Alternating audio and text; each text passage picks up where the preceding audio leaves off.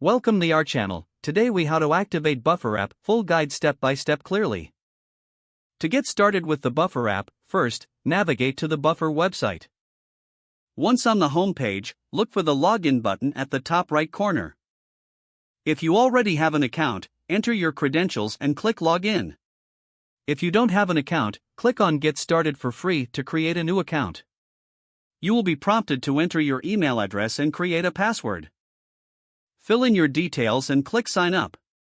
Buffer will send a confirmation email to the address you provided. Go to your email inbox and locate the confirmation email from Buffer. Click on the link in the email to verify your account. After verification, you'll be directed back to the Buffer website.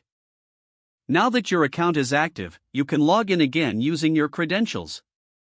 Once logged in, you will be taken to the dashboard. Here, you can connect your social media accounts by clicking on Connect to Social Account. Choose which social media platform you want to connect first. Follow the prompts to authenticate your account.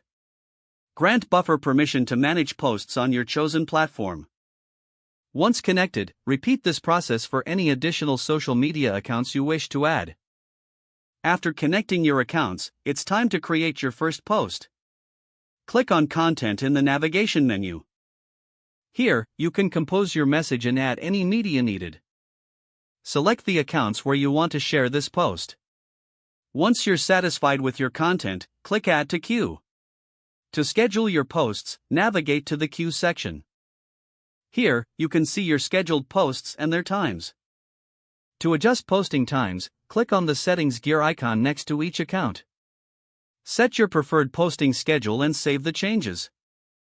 Finally, explore additional features like analytics to track engagement.